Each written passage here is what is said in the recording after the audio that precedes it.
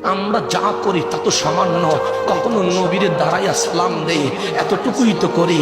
কখনো বুক ভরা ভালোবাসা নিয়ে ইয়া রাসূলুল্লাহ তো বলি, এতটুকুই তো করি। কখনো হাতের গর্জন তোলে নারায়ে রাসালাতের হুঙ্কার দেই, এতটুকুই তো করি।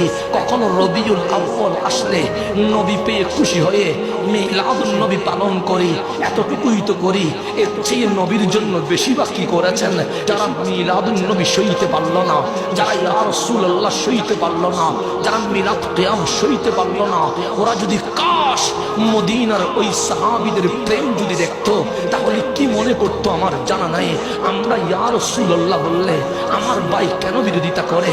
আমরা মিলাদুন নবী করলে আমার ভাই কেন বিরোধিতা করে? আমরা নারায়ে রাসালাত বললে আমার ভাই কেন বিরোধিতা করে? আমি এটা জানার জন্য বুখারীতে ঢুকলাম, বুখারী খুলতে লাগলাম। সাহাবায়ে কেরাম নবীকে কি মনে করেছে? হঠাৎ করে হাদিস চোখের সামনে পড়ে গেল। হযরতে উরওয়া রাদিয়াল্লাহু তাআলা আনহু উনি বলতে লাগলেন, আমি নন মুসলিম ছিলাম, আমি অমুসলিম ছিলাম, কিন্তু সাহাবায়ে কেরাম মদিনার আনসার আমার নবীকে যে তাজিম করেছে, ওই তাজিম যখন আমি দেখেছি, ওই সম্মান যখন আমি দেখেছি, আমি অমুসলিম থাকতে পারি নাই, আমি মুসলমান হয়ে গেছি। এখন প্রশ্ন হচ্ছে তাজিমটা কি ছিল?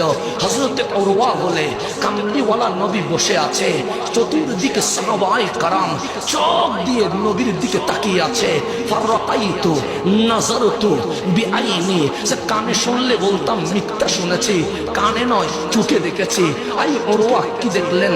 সে মা তানাখামা রাসূলুল্লাহ সাল্লাল্লাহু আলাইহি ওয়াসাল্লাম নুখামাতান, দেখলাম আল্লাহর নবীজি তুতু মোবারক নিক্ষেপ করলেন। আমিও তুতু ফেলি, আপনিও তুতু ফেলেন, কিন্তু জীবনে কখনো ভুলেও কেউ হাত দিয়ে ধরবে না। কারো হাতে যদি পড়ে যায় সে বিশ্রী মনে করে হ্যান্ড ওয়াশ করবে, কিন্তু হযরতে উরওয়া বলে মদিনার মুসলমান নবীকে পেয়ে নবীর তুতু মোবারক মাটিতে পড়তে দেয় নাই, হাত বিছিয়ে দিয়েছে নবীর তুতু মোবারক নেওয়ার জন্য। হাতে নিল রসুলের তুতু মোবারক, নিয়ে ধুয়ে ফেলার তো